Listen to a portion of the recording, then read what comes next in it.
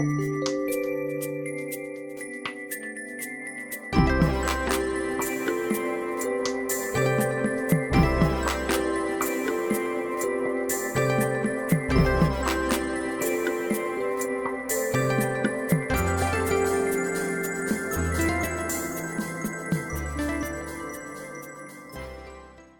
Taurus.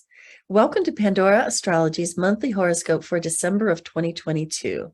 We are the astrologers of Pandora Astrology. I'm Jamie Kale Miller. I'm in Berkeley, California. I'm Julia Mijas in San Francisco, California. Well, hey, Taurus, this month's themes revolve a lot around your intimate relationships and also money and debt. If you need clarification, anything Julia and I say here can be more fully explained in a lifelong love reading or a natal and transit reading. You'll find links for these in the text that comes with this video. Juno is going to continue in Pisces all month, and I'm not going to belabor it because I've been talking about Juno in Pisces for several months since she went retrograde in July. But the good news now is that she is finally direct and helping things along with your social life here in the 11th house, and going to finish out this house quite soon, within a month or so. Ceres starts the month in Virgo over here in your 5th house. Ceres is all about bringing stewardship. She is about food, body, and money, the things that connect us to the physical world. So bringing a quality of stewardship and physical care to whatever arena she's in is a good idea. Now, interestingly, this is the arena of creativity, of fun, of play, of vacations, enjoyment, and children.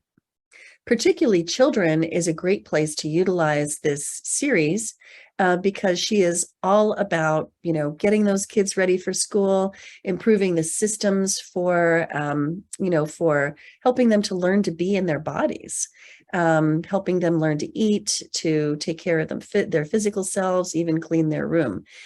So that strikes me as a really good use for this series. She's only going to be here for part of the month.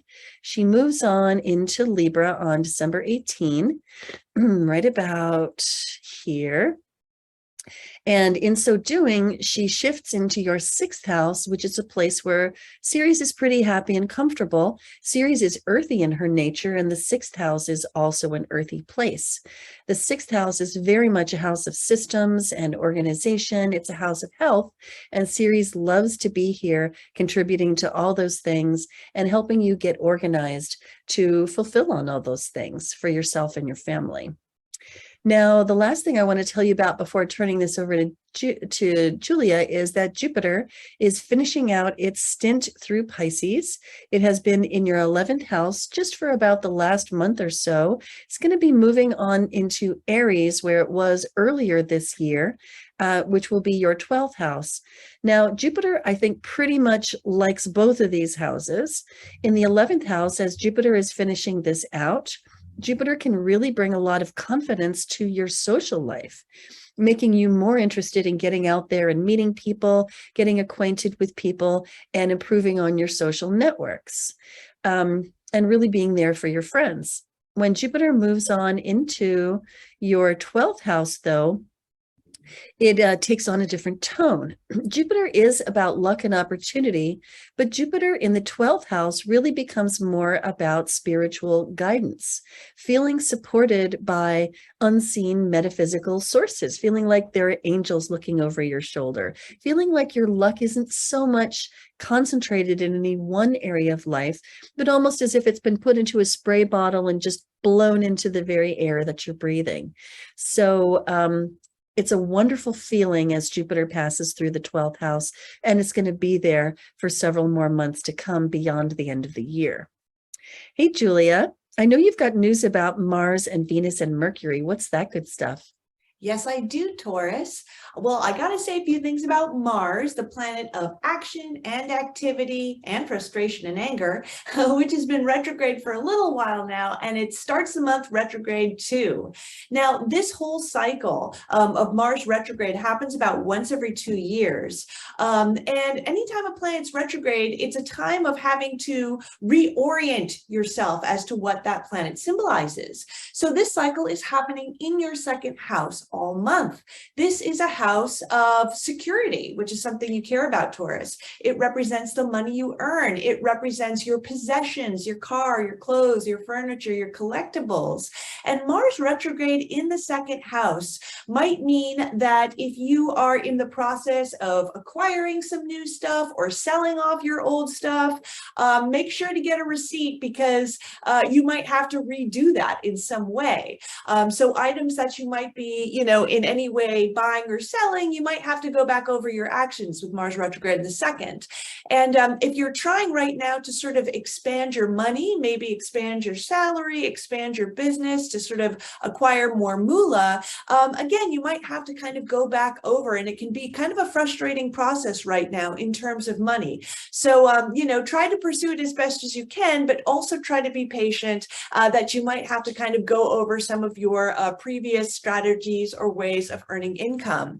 Now, on December 7th, that's an important day to keep track of, because that's when Mars is opposed to the sun, and we call that maximum frustration day. So around that time period could be important in terms of what Mars in the second house is really going to feel like to you. You might really feel it around that date, is what I mean to say.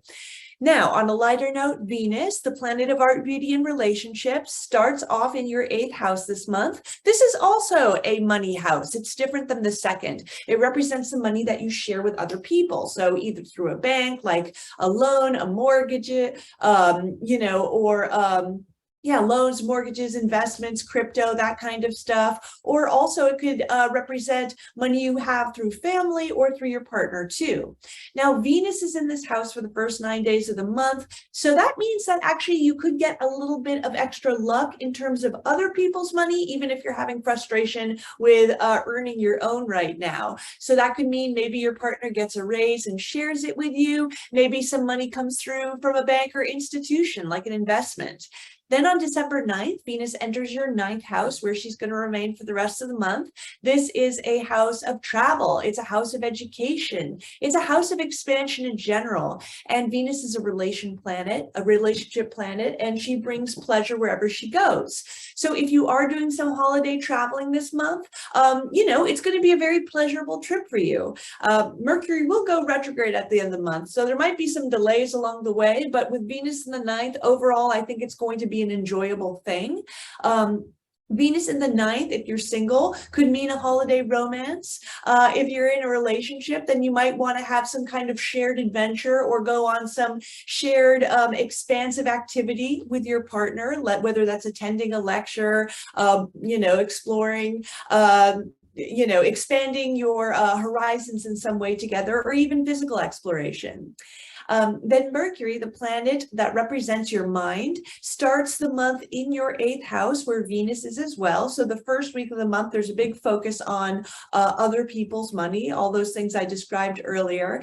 And with Mercury in the 8th, you could be very preoccupied, because Mercury represents your mind. Maybe you're strategizing, maybe you're planning, maybe you're having more communications over money with other people or institutions. Then on December 6th, Mercury goes into your 9th house. Venus will join him a few days later. So again, that shift for the last 2/3 of the month is going to be on expansion, whether travel or school. If you are in school, then this could be a good month for it, especially if you're ending the semester, having to write a thesis or a lot of papers or take a lot of tests, having Venus in the 9th along with Mercury. Now, at the very end of the month, on December 29th, Mercury is going to go retrograde in this house. So what that means, and you could be feeling it a few days before that, is if you're traveling, there could be delays and frustrations, technical snafus along the way. And if you are in school or learning something new, just be prepared to have to go back over, maybe go back over something you've learned, or go back over a paper you've written. Try to submit it to your teacher ahead of time, I would say, so that if there's a lot of editing that needs to be done, you've got plenty of time to do it. Yes, indeed. Well, we've got a couple of moons to talk about and a seasonal shift, beginning with the full moon in Gemini, the moon in Gemini appearing right here in the 2nd house, and the sun occupying the 8th house. And this just kind of continues the very 8th house themes in your horoscope this month, the 8th house being a house of intimacy and shared finances. So this is why the themes around debt are so strong and the themes around intimacy are so strong in this horoscope.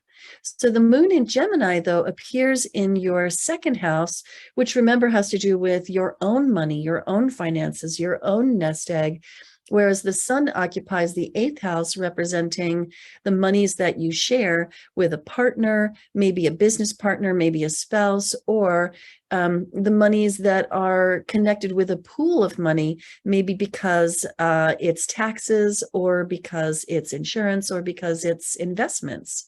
So there's a push-pull under this moon, and this particular moon we're calling impulsive opinions meet pushback, because it plays right into that Mars. And in fact, this moon happens on the same day that Mars opposes the sun, maximum frustration day. And so the moon really amps that up and can make it really emotional. So this could be a day for arguments and pushback, and that for you may land in the realm of shared finances. And the next thing that happens is December 21st, we have the change in season. The sun leaves Sagittarius. It has been traveling through your 8th house for the beginning of the month, and then it joins Mercury and Venus and Pluto even in your 9th house. So there's a shift there, a seasonal shift. As the sun leaves the 8th house and enters into the 9th house, it's kind of like this sensation of coming out of a cave into the light of day. And it can feel like a big relief. It can bring your mind into some more positive places. And I always like to invite you to bring your high quality attention to whatever area the sun is in. In this case, it's a house of aspirations. It's a house of growth and expansion. It's a house of the big picture view that you have on life and your beliefs. So putting some high quality attention on those things and shifting your beliefs around so that they can serve you better, that's a really great use of this house.